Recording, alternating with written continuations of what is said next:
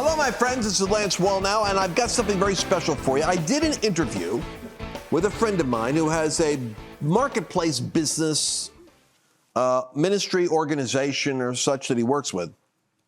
And we were going to have a motivational discussion about business and building business, et cetera. And, you know, I do believe that many of you are in the business of marketplace activity. You're in the business of buying or selling or influencing or leading or doing something in the form of making a living, or maybe you're even dreaming of starting a business. And there's a lot of people who want to do nonprofit work that is very similar to a business. You have to have cash flow.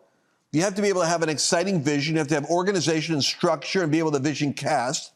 You got to be able to use digital media like this, free media.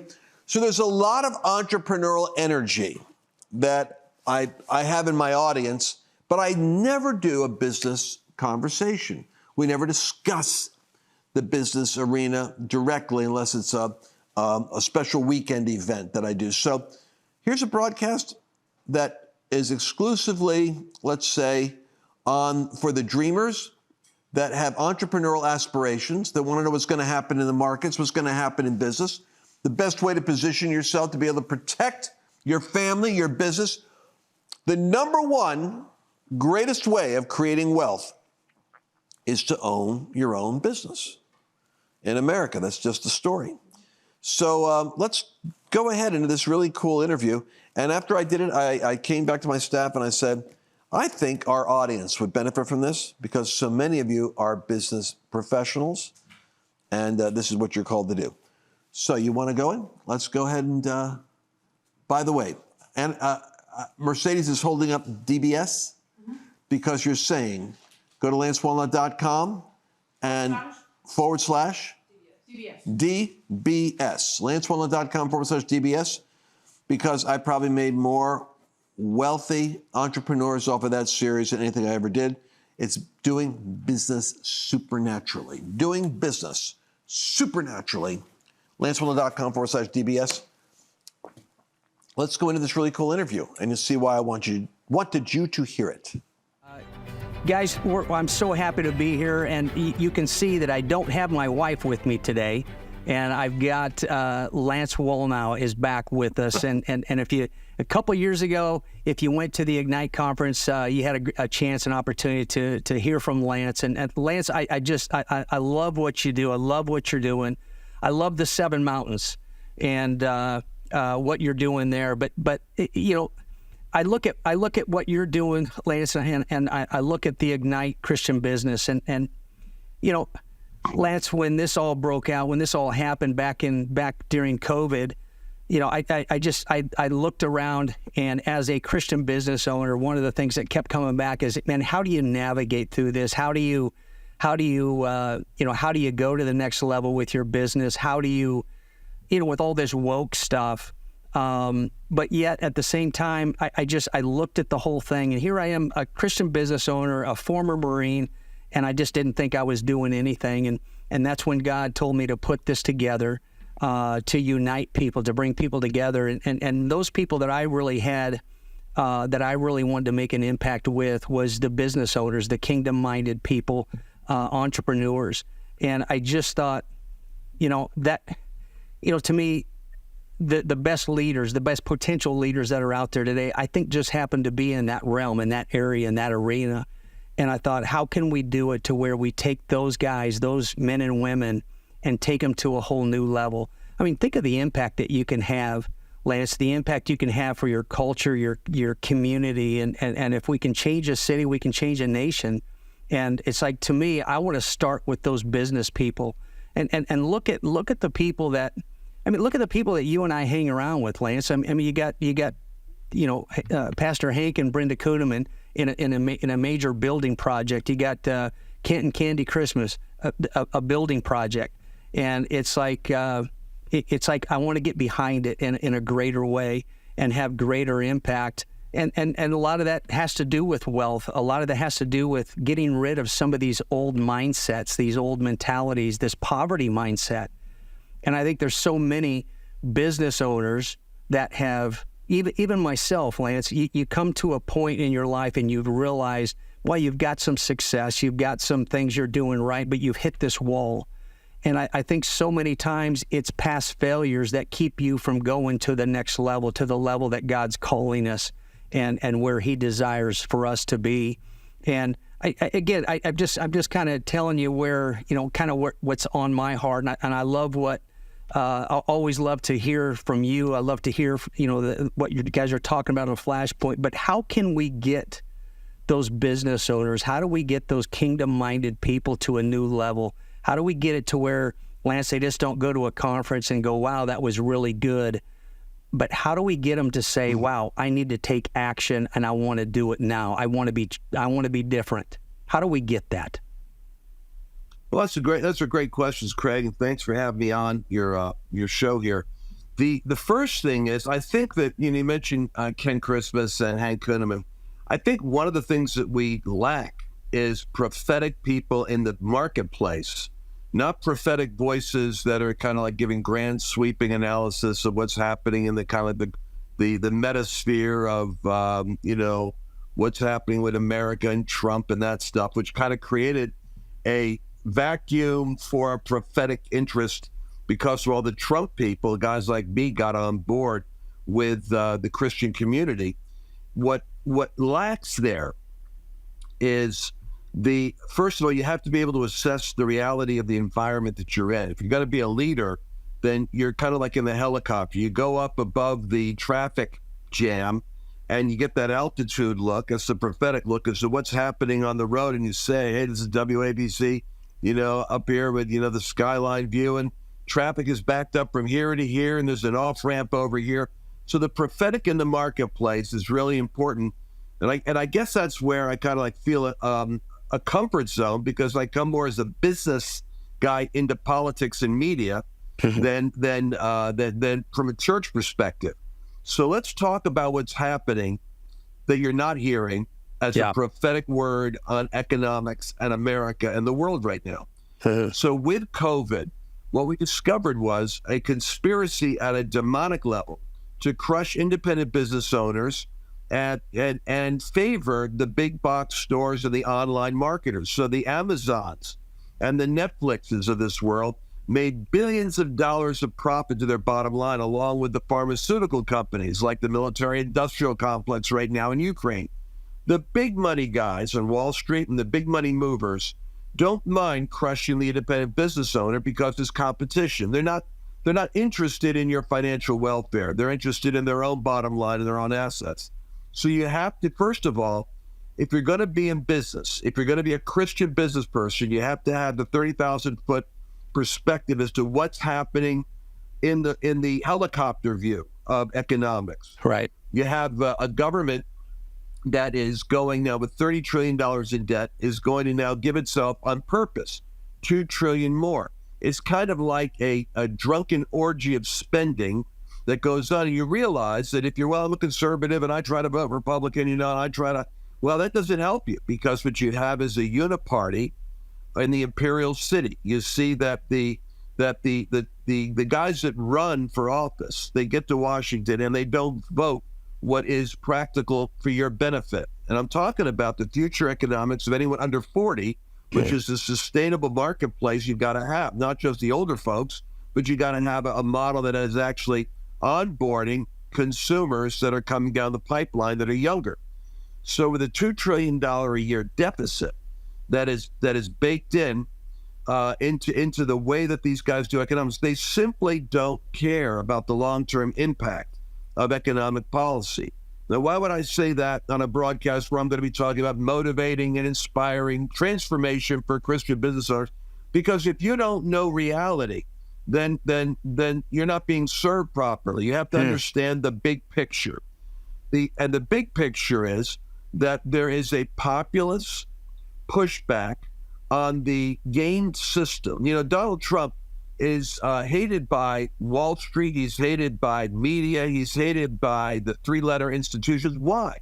Because he came in as a businessman saying, we got to get America first and put manufacturing back, put jobs back in America, create an economy that works for the average American. When Americans, 70% of them, these are your people that you're going to be trying to get money from in your business. when 70% of them are living paycheck to paycheck, and their bridge from month to month is a credit card with like 25% annual interest on it, you have to start thinking, well, what market niche am I in that can exist and thrive within that picture? And the first thing I say is, you have to do what you're not thinking about doing. You have to think about becoming a collective group of independent business owners within your own state that have some organized cohesion, so that you have your own legislators and your own governor protecting you from the next specious lockdown, the next flow of pandemic that favors government, it favors pharma, it favors the oligarchs, it favors the big digital traffic. It doesn't take care of you. I wanted to take a minute to talk about one of my great heroes of the faith, which is Mike Lindell. What's really cool about Mike is it's not just the pillow. It's the fact that the guy makes really cool products. For instance, I start my day off with my coffee. I had a cup of coffee the other day here in the office, and I said, no, I want that. It wasn't like Starbucks. It tastes better. And it was Mike's coffee. I said, what is it? They go, Mike Lindell's coffee. I said, my gosh, get a bunch of my coffees. Now, the best way to start the day is you put on these slippers, right? And have your My Coffee. If you've not worked with these slippers yet, I'm not kidding you. There's a special kind of design that Mike has put into these with 4 layers of cushion with a solid sole and a fur interior.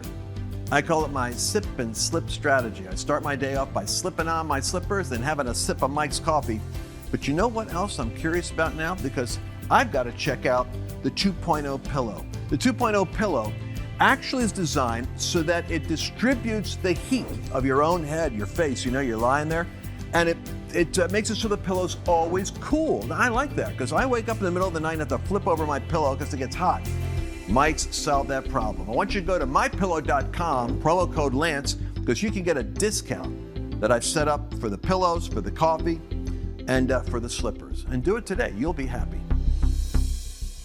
So one of the first things that I'm looking at doing is mobilizing states to have 100 to 150. All you got to do is have 100 independent business owners, and you've got your state legislators paying attention. These are low-income jobs. They're high career jobs, though. People go into state Senate roles. It's 2 years. They get paid $25,000, $30,000. They really do it because it positions them with some clout in their community. They're realtors. They're also a state senator. It helps them shape, policy. But it's often a long-term play. They have people that are in legislature have long-term aspirations for politics. So organizing is something the left does organically. That's the teachers' union. That's all the unions. And Christians don't do that. We think in silos. We think autonomously. We think independently. We kind of, because that's God's way of doing things. It's really, it's Abraham, Isaac, and Jacob with a family business. But that kind of mentality doesn't survive if you're up against a system that is trying to game the system so that you end up being the person that's paying the interest, and the rich people are getting richer, and the struggling middle class or aspiring entrepreneur is not being represented in that. So there's a sense in which if you want to succeed in the business mountain, you better get an education on the big business mountain. That's the Wall Street and the finance market and government, because if they're in bed with each other, you're the one who's going to get screwed in the squeeze. It's going to happen to you. It's already started. So it starts with this realization. You can recreate the business environment of the future. You're going to have to pick industry sectors that are anticipating that money's going to be tight, inflation's going to be high. What's the impact of that on your business model? And then how do you play smarter? Because even though you are independent, you do compete with other independent business owners. That's kind of the irony of it. You have to work with them to protect all of you. It's kind of like religious liberty. If all I'm doing is trying to protect Hank Kunneman or Ken Christmas or some of my friends that are prophetic voices, that's not as good as working with Kelly Shackelford, Alliance Defending Freedom, on issues that are at the Supreme Court over freedom of speech for all churches. To give you an example, entrepreneurial pastors and the new breed of apostles that I'm looking at are really entrepreneurial apostles. They think in terms of fresh business models for protecting church and for integrating it with other areas such as politics and business, because the kingdom is under siege. You got a spiritual battle going on, and the casualties of that are going to be churches and Christian business owners unless we start mobilizing and working differently. A friend of mine, Cheon, who is working, I think, on the front lines of this entrepreneurial apostolic. He stood up against Gavin Newsom. And when Newsom wanted to shut down churches in 2020, he threatened this pastor who has a South Korean background and totally American, but his father left when communism took over Korea, came to the United States. Then his son becomes a Christian, Che, and so Che's father knows all about communism from Korea, and Che has that in the back of his mind. Now imagine him sitting there staring at Gavin Newsom, who is saying, you're going to shut down your church, and you're not going to open up, or I'm going to lock you up and put you in prison. In addition, I'm going to charge your church members $1,000 for every day they go to church. Now, this is a dude who's running for president now, and he's all hair gelled and blitzed up and ready to take the seat that Biden vacates if the party requires it of him. He's going to act like he would never do it, but he's positioning himself for a future presidential run. This is a guy who's the absolute enemy of Christian interests, and Christians don't even know the story I'm telling. He has been more aggressive about persecuting Christians and free speech than any governor, and nobody's even bringing up that factor unless it's somebody like me on a talk show saying, of all the people I want to start nailing for that, why is he not having to answer and dance around that subject, freedom of speech? But the Cheon took the stand that he would not cooperate. The Supreme Court has 10,000 cases trying to get to them. Everybody wants to get there with a date with the Supreme Court because it could change the outcome of your case. But they were looking for this case. Here's the part that Christians don't know. We've got Christians like Gorsuch, who is watching, waiting for these cases to come up, to seize it, take it to the Supreme Court, and give an absolute, almost unanimous smackdown on Gavin Newsom and set a policy that from now on, because the Supreme Court stepped in with one pastor who was willing to face prison for freedom of speech, there can no longer be a shutdown of churches during a pandemic scenario. We now have precedent at the Supreme Court for the governor not being able to silence the voice of the church and make it submit to some arbitrary lockdown. Your freedom of religion and freedom of speech should not be given up that easily. I say that because the business community needs to do the same thing. Your state, your governor in your various states can easily lock you down because Christians are compliant. Remember, we're more sheep than wolf.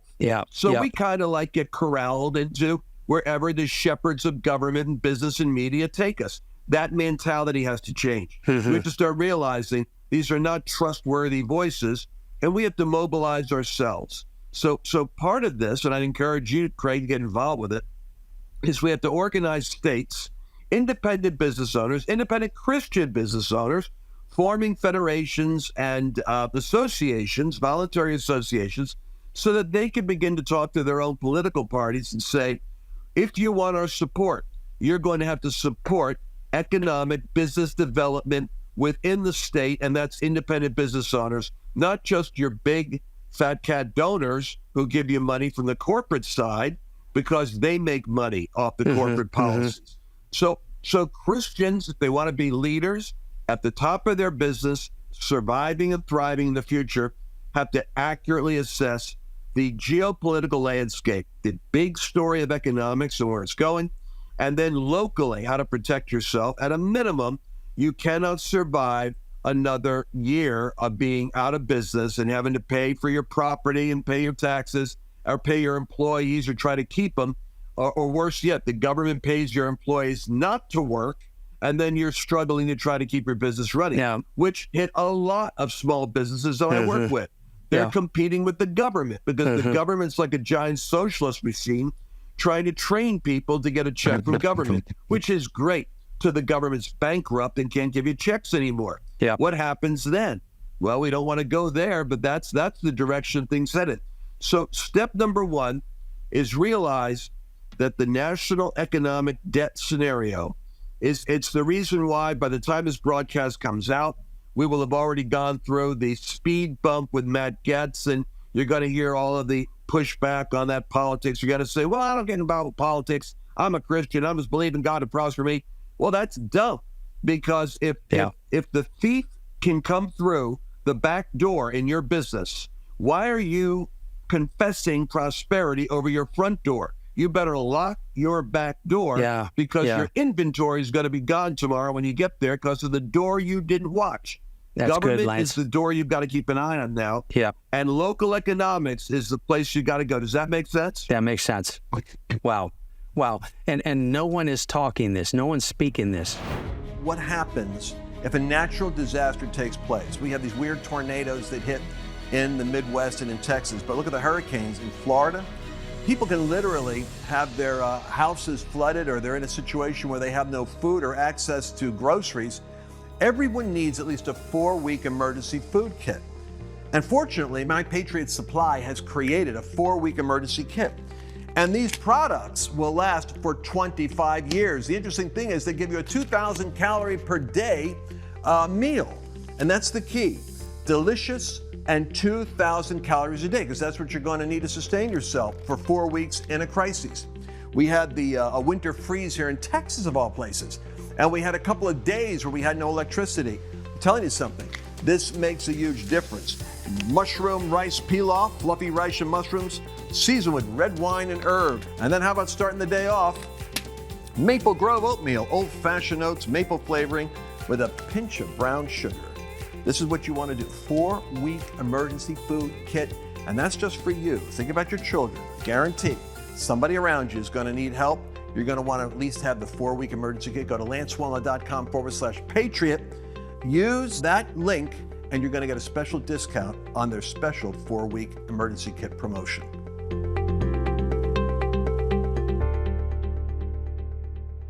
And it's so well, that's why I'm saying so crucial.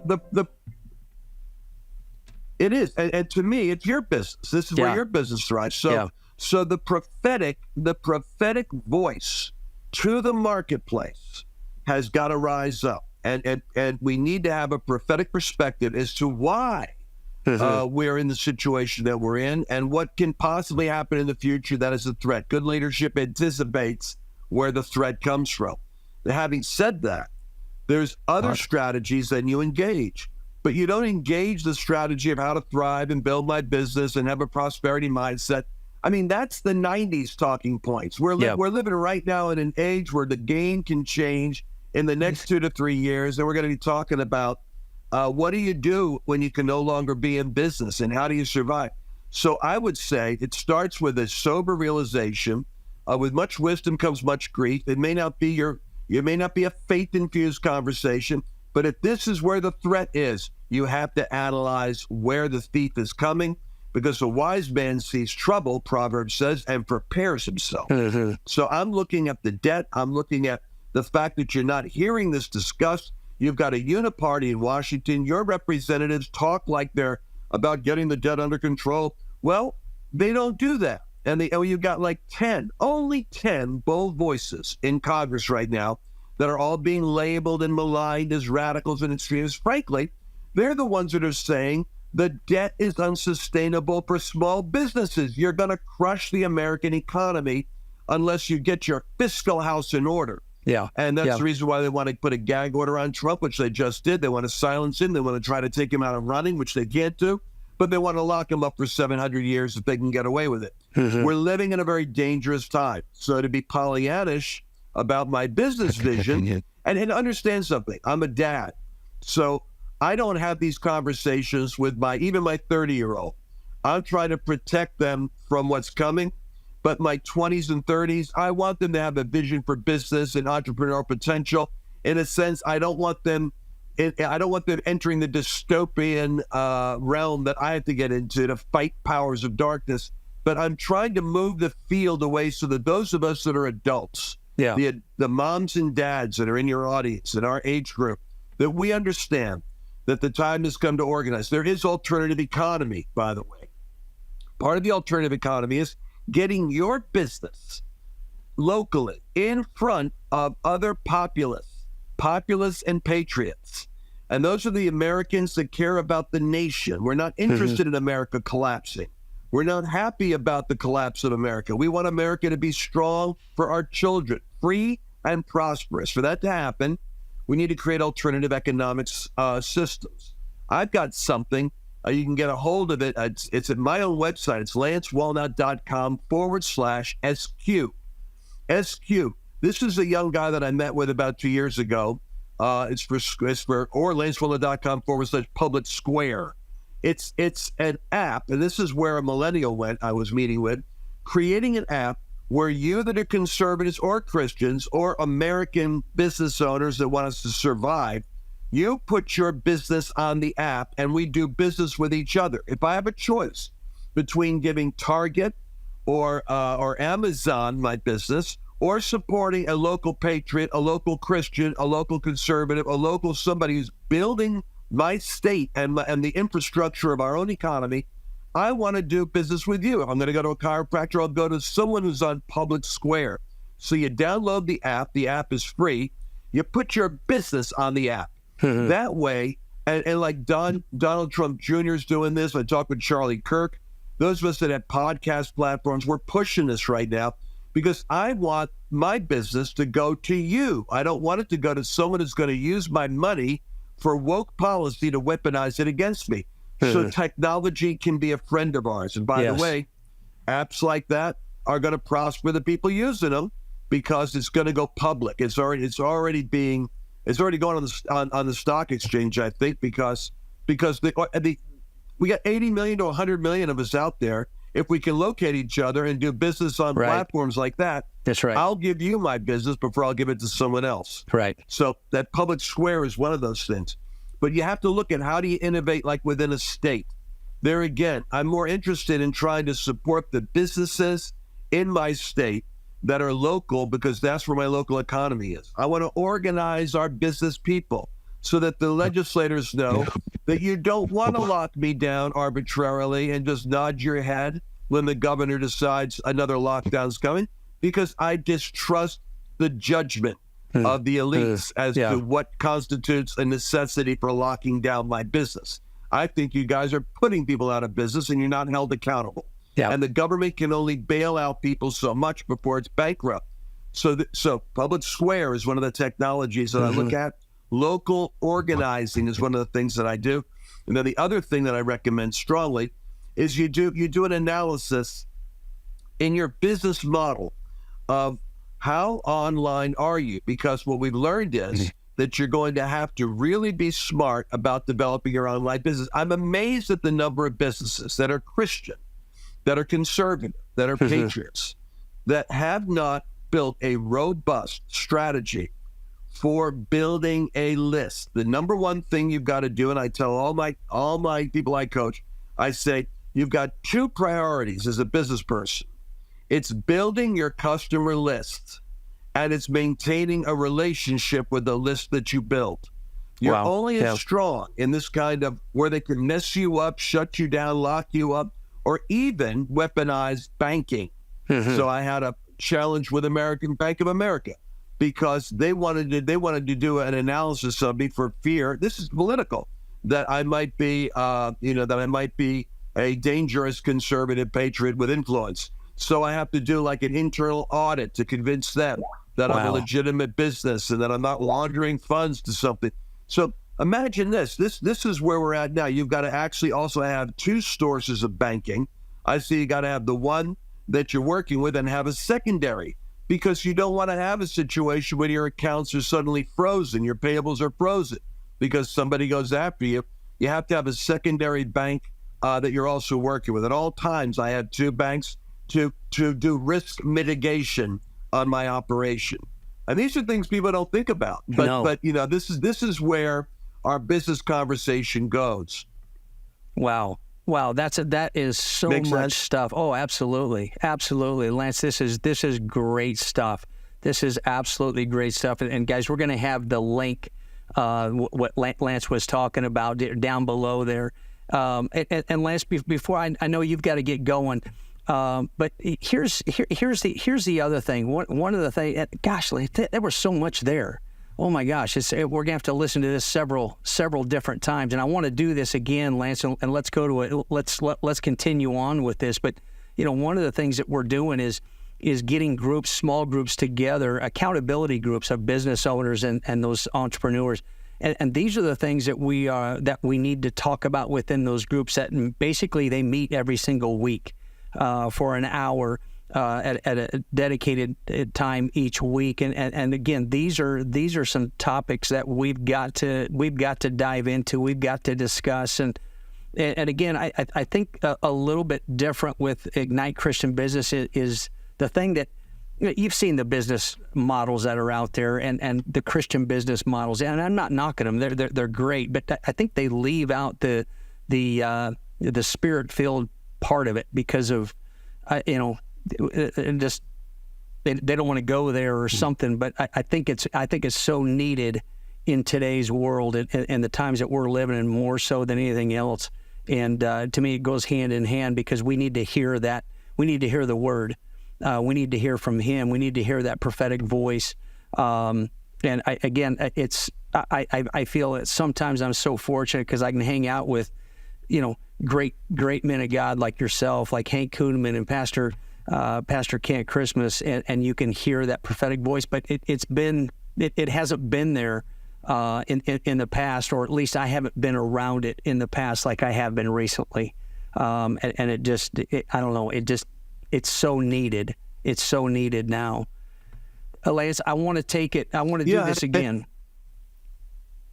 Yeah, for sure. We should. And there is a spiritual part of the whole strategy. So then the other part of this is we're looking at marketplace ecclesias or ecclesias. Yeah. You want to have where two or more gather together. There I am in the midst of you. So I believe that Christians ought to be getting together, and they ought to be praying about the economy of their local city, their town, their community, or their industry.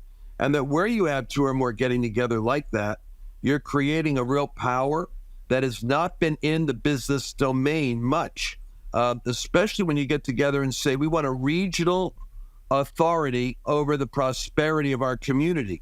And what it does is it attracts investment. It attracts infrastructure. I'll be going to Albania, I think, to work with the president of all things, because they just put an airport in and they've got a massive Airbnb opportunity for investment in Europe for income. The Airbnb is so long as the government doesn't shut it down, it's an excellent way of diversifying your wealth so that whatever money you've got, whatever profitability you've got, you got to be like Abraham. He had 7 streams of income. Think in terms of how you could diversify your business so that it's integrated with what you do, but it expands into other areas around you. The ecclesia is a big part of that, praying for the prosperity of your community and your city, coming together and asking God to release His blessing, because it brings infrastructure development, it affects other things, and a rising tide raises all boats, which is why the Christian community should work together. Yeah, absolutely. Absolutely. Lance, we want to do this again, and let's try to do it down at that Dallas studio so it's convenient for you as well. But Lance, guys, you need to go to ignite-cb.com and take a look at the partnership program that's out there to get together with like-minded people every single week. You're going to be blessed, and I believe it's something that we're going to need in the things that we're facing. And Lance, we're excited to have you at the Ignite conference coming up in 2024 in May here in Omaha, Nebraska. Lance, I love what you're doing, and I'm excited to get back together with you. And guys, go out and do something great for your community. And what you do today determines your success for tomorrow. Lance, love having you. Did you enjoy this latest episode? Please remember to share it with your friends, because the more knowledge you have, the better equipped you are to navigate the world.